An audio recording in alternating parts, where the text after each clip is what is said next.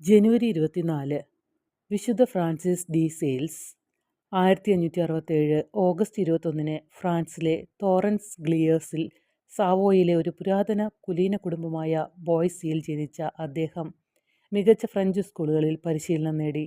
തുടർന്ന് നിയമപരമായ ജീവിതം സ്വപ്നം കണ്ട പിതാവിൻ്റെ ആഗ്രഹങ്ങൾ പിന്തുടർന്നു പോയി. പാദുവ സർവകലാശാലയിൽ നിയമം പഠിച്ചു. അവിടെ അദ്ദേഹം ദൈവശാസ്ത്രത്തിൽ ഒരു നിശ്ചിത താൽപ്പര്യം കണ്ടെത്തി.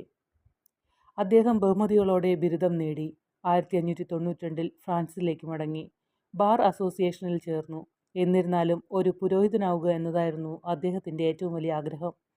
അതിനാൽ അടുത്ത വർഷം ഡിസംബർ 18 അദ്ദേഹം അഭിഷിക്തനായി. 3 ദിവസത്തിന് ശേഷം 26 വയസ്സുള്ളപ്പോൾ അദ്ദേഹം തൻ്റെ ആദ്യത്തെ കുർബാന ആഘോഷിച്ചു. തീഷ്ണതയുടെയും ജീവകാരുണ്യത്തിൻ്റെയും ഗുണങ്ങൾ ഫ്രാൻസിസ് പ്രകടിപ്പിക്കുന്നു. കാൽവിനിസ്റ്റ് പാഷണ്ഡതയുടെ കൊടുങ്കാറ്റിനിടയിൽ ചബ്ലൈസ് പ്രദേശത്തെ വീണ്ടും സുവിശേഷവൽക്കരിക്കാൻ അദ്ദേഹം സന്നദ്ധനായി. പ്രസംഗത്തിൽ അദ്ദേഹം സംഭാഷണം തേടി. പക്ഷേ മുഖത്ത് അടഞ്ഞ വാതിലുകൾ, മഞ്ഞ്, തണുപ്പ്, വിശപ്പ്, തുറന്ന രാത്രികൾ, പതിയിരുന്ന ആക്രമണങ്ങൾ, അപമാനങ്ങൾ, ഭീഷണികൾ എന്നിവയ്ക്കെതിരെ പോരാടി.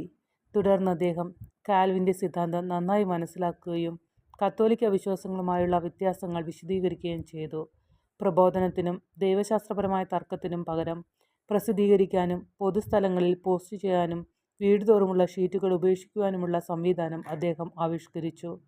പോസ്റ്ററുകൾ വിശ്വാസത്തിൻ്റെ വ്യക്തിഗത സത്യങ്ങൾ ലളിതവും ഫലപ്രദവുമായ രീതിയിൽ വിശദീകരിക്കുന്നു. മതപരിവർത്തനങ്ങൾ അധികമായിരുന്നില്ല. എന്നാൽ കത്തോലിക്ക മതത്തോടുള്ള ശത്രുതയും മുൻവിധിയും അവസാനിച്ചു. ഫ്രാൻസിസ് പിന്നീട് ചബ്ലൈസിൻ്റെ തലസ്ഥാനമായ തോനോണിൽ സ്ഥിരതാമസമാക്കി. മറ്റ് കാര്യങ്ങൾക്കൊപ്പം രോഗികളെ സന്ദർശിക്കുന്നതിനും ജീവകാരുണ്യ പ്രവർത്തനങ്ങൾക്കും വിശ്വാസികളുമായുള്ള വ്യക്തിപരമായ സംഭാഷണങ്ങൾക്കും സ്വയം സമർപ്പിച്ചു. എന്നാൽ കത്തോലിക്ക മതത്തോടുള്ള ശത്രുതയും മുൻവിധിയും അവസാനിച്ചു. ഫ്രാൻസിസ് പിന്നീട് ചബ്ലൈസിൻ്റെ തലസ്ഥാനമായ തോനോണിൽ സ്ഥിരതാമസമാക്കി. മറ്റ് കാര്യങ്ങൾക്കൊപ്പം രോഗികളെ സന്ദർശിക്കുന്നതിനും ജീവകാരുണ്യ പ്രവർത്തനങ്ങൾക്കും വിശ്വാസികളുമായുള്ള വ്യക്തിപരമായ സംഭാഷണങ്ങൾക്കും സ്വയം സമർപ്പിച്ചു. കത്തോലിക്ക സഭയിലേക്ക് കഴിയുന്നത്ര വിശ്വാസികളെ വീണ്ടെടുക്കാനുള്ള ആഗ്രഹത്തോടെ കാൽവിനിസ്റ്റ് സിദ്ധാന്തത്തിൻ്റെ പ്രതീകാത്മകത നഗരമായ ജനീവയിലേക്ക് മാറ്റാൻ അദ്ദേഹം ആവശ്യപ്പെട്ടു. 1599 അദ്ദേഹം ജനീവയിലെ കോഡ്ജ്യൂറ്റർ ബിഷപ്പായി നിയമിതനായി. 3 വർഷത്തിന് ശേഷം രൂപത പൂർണ്ണമായും അദ്ദേഹത്തിൻ്റെ കൈകളിലായി. ആൻസി ആസ്ഥാനമാക്കി ഫ്രാൻസിസ് റിസർവ് ഇല്ലാതെ തന്നെ ചെലവഴിച്ചു. ഇടവകൾ സന്ദർശിച്ചു. വൈദികരെ പരിശീലിപ്പിച്ചു.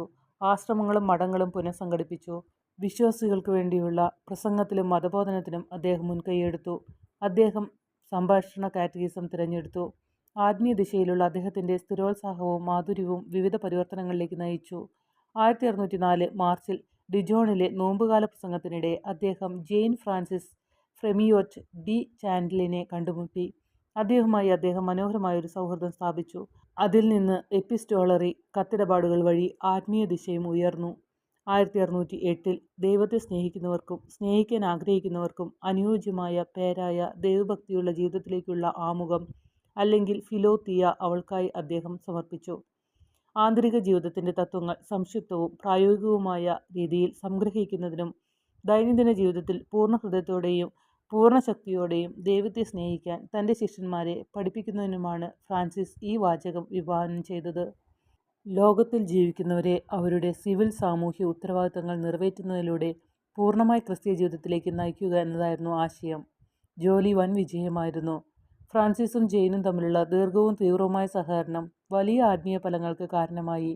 അവയിൽ 1610 ആൻസിയിൽ ദരിദ്രരെ സന്ദർശിക്കുകയും സഹായിക്കുകയും ചെയ്യുക എന്ന ലക്ഷ്യത്തോടെ സ്ഥാപിതമായ വിശുദ്ധ മേരിയുടെ സന്ദർശന സഭയും ഉൾപ്പെടുന്നു. 8 വർഷത്തിനു ശേഷം സഭ ഒരു ചിന്താപരമായ ക്രമമായി മാറി. വിശുദ്ധ അഗസ്റ്റിൻ്റെ ഭരണത്തിൽ നിന്ന് പ്രചോദനം ഉൾക്കൊണ്ട് ഫ്രാൻസിസ് തന്നെ ഭരണഘടനകൾ നിർദ്ദേശിച്ചു. എന്നിരുന്നാലും തൻ്റെ സഹോദരിമാർ, പെൺകുട്ടികളുടെ, പ്രത്യേകിച്ച് സമ്പന്ന കുടുംബങ്ങളിൽ ജനിച്ചവരുടെ പ്രബോധനവും വിദ്യാഭ്യാസവും ശ്രദ്ധിക്കണമെന്ന് ജെയിൻ നിർബന്ധിച്ചു. 1616 ഫ്രാൻസിസ് ദൈവത്തെ സ്നേഹിക്കുന്നതിനെക്കുറിച്ചുള്ള തിയോട്ടിമസ് അല്ലെങ്കിൽ ട്രിറ്റീസ് എഴുതി. അസാധാരണമായ ദൈവശാസ്ത്രപരവും ദാർശനികവും ആത്മീയവുമായ ആഴത്തിലുള്ള ഒരു കൃതി.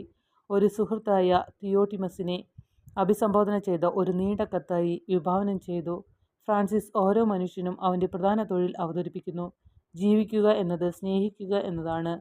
ഓരോ വ്യക്തിക്കും ദൈവവുമായി വ്യക്തിപരമായ കൂടിക്കാഴ്ച നടത്താനുള്ള ഏറ്റവും നല്ല വഴികൾ കാണിക്കുക എന്നതായിരുന്നു സൃഷ്ടിയുടെ ലക്ഷ്യം.